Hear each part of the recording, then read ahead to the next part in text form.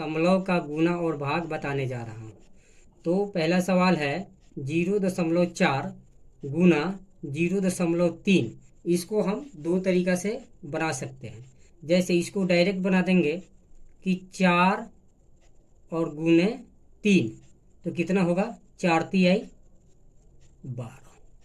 और एक संख्या के बाद दशमलव है और इधर एक संख्या के बाद दशमलव है, तो इसको क्या करेंगे कि 1 और 1 2, तो दो संख्या के बाद दशमलव दे देंगे, तो इसका उत्तर हो गया। और उसको दूसरी तरीक़ा से बनाएंगे कैसे, तो देखिए 4 का 4 लिख देंगे, गुना 3 लिख देंगे और बटा एक दशमलव के मतलब के लिए 1 और दशमलव के बाद एक संख्या है तो 1 0। यहाँ दशमलव है तो 1 और दशमलव के बाद एक संख्या है तो 1 0। ठीक है, अब इसको क्या कर देंगे, कटने वाला हो तो काट देंगे और नहीं तो डायरेक्ट गुना कर देते हैं। ठीक है, तो 10 दहिया 100 हो जाएगा और ये 4 तिहाई 12। ठीक है, अब इसको फिर हम भाग लगा देते हैं, तो 0.12 हो गया इसका आंसर। इसी तरह दूसरा भी है 4 6 चौका 24 और एक दशमलव के इधर एक संख्या है, फिर इस दशमलव के बाद भी एक संख्या है, तो 2 है तो दो संख्या के बाद दशमलव और 0 हो गया।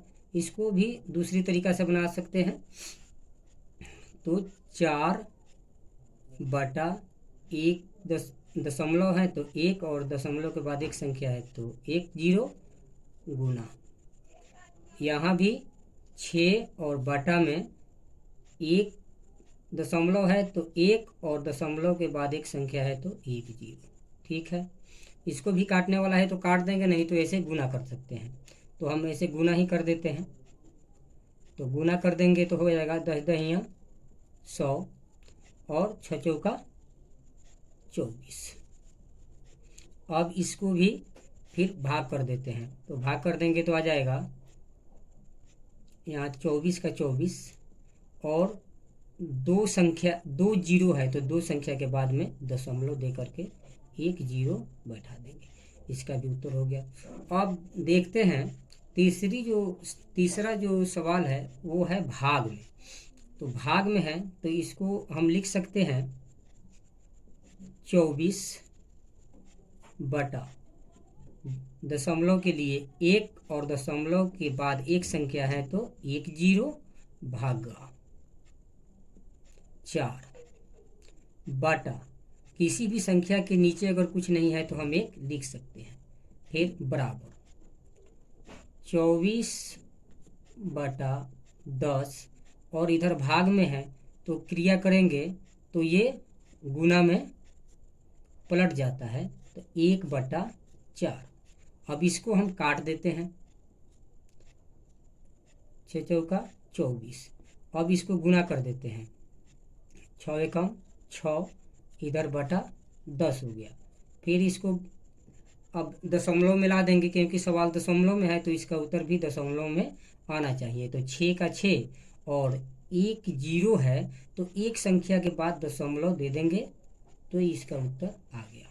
फिर चौथा सवाल है, ये भी भाग का ही है, तो इसको हम बना लेंगे 176 बटा, ये दशमलव जब हटाएंगे तो इसके लिए हम 1 देते हैं और दशमलव के बाद दो संख्या है तो 2 0 भागा, यहाँ 1.6 है तो इसको 16 लिख देते हैं और दशमलव हटाने के लिए 1 लिखते हैं और दशमलव के बाद एक संख्या है तो इसको 10 से 1 0 बैठा देते हैं। उसके बाद इसके आगे की क्रिया करेंगे, ये भाग में है तो इसको 176 बटा 100 और इसको जब गुना में लाते हैं तो ये संख्या हर जो है वो अंश बन जाता है, अंश जो है वो हर बन जाता है तो 10 बटा 16।